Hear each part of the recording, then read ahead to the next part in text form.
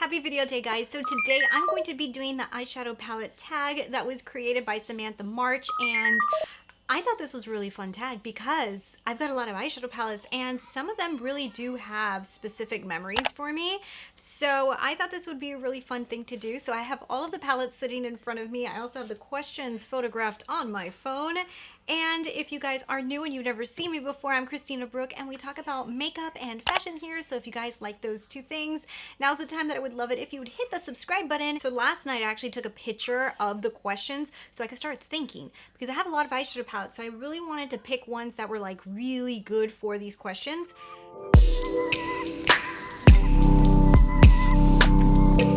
So let's go ahead and let's get into the first one. So the first one is to show your newest palette. And honestly, guys, I had like a blank, and I believe that this is my newest palette. This is the NATASHA DENONA Mini Retro. I think this is the last palette I bought. I'm almost 100% sure. If you guys remember me, oh no, it's not. It's not. Oh my goodness, it's this one. I got this one during the Sephora VIB event. So it is this one. It's the Dior Rosewood. I knew that I had bought in another palette and I couldn't put my foot on which one it was, and it's this one. Oh my goodness. Okay, so that goes to show how much I use it. So that is the newest palette that I've got in, but can I say it was this one? Because I really like this one, but it was this one. Show your oldest palette. So my oldest palette is this one. Modern Renaissance. Do you guys remember how popular Modern Renaissance was? It is my oldest palette that I can remember. I might have an older one, but by now I probably have decluttered that older palette. So I believe it's Modern Renaissance because I did get this a long time ago.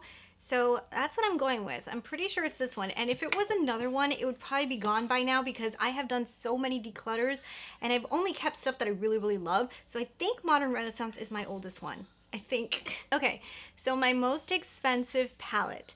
I had to do a little Google because I couldn't remember how much Pat McGrath was versus NATASHA DENONA, and it ended up being NATASHA DENONA by like $3.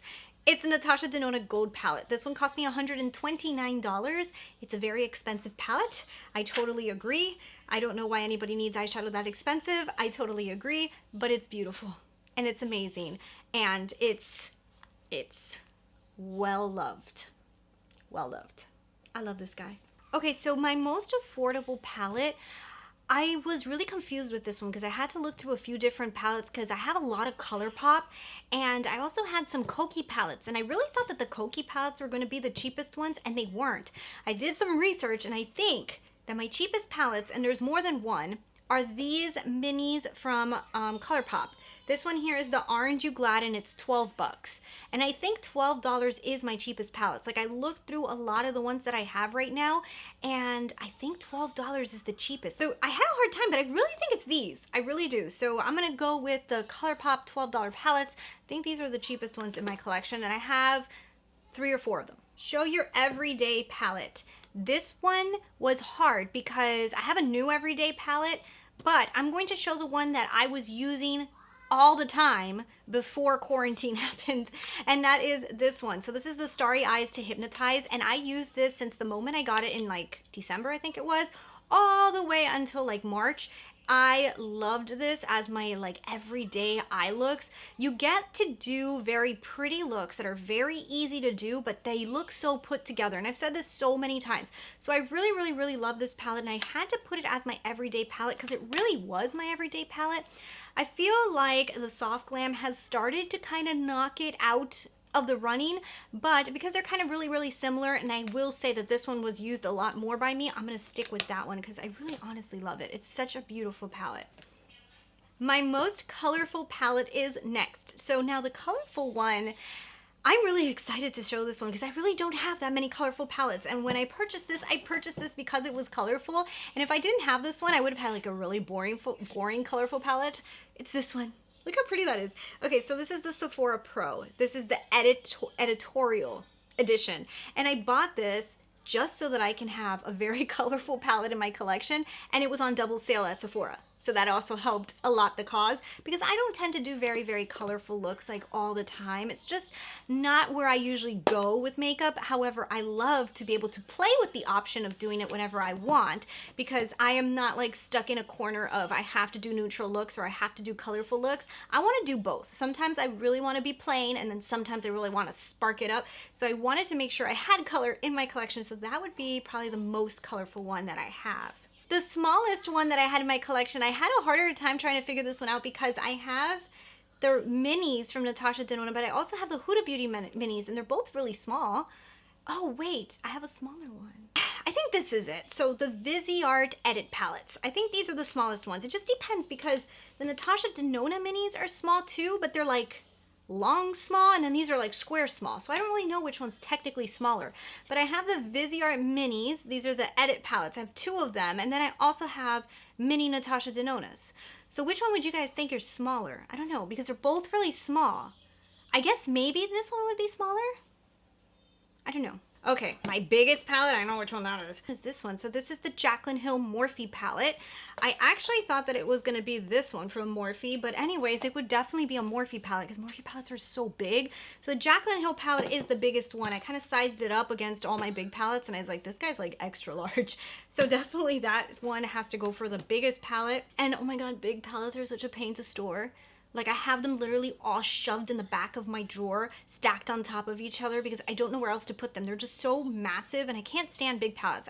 That's it. I really, honestly, guys, I can't stand big palettes. My palette with the best memory. Oh gosh, you know what? I'm gonna throw this one again. I'm just gonna say the Jaclyn Hill palette. The Jaclyn Hill palette has the best memory for me because when I started my YouTube channel was when she released this palette.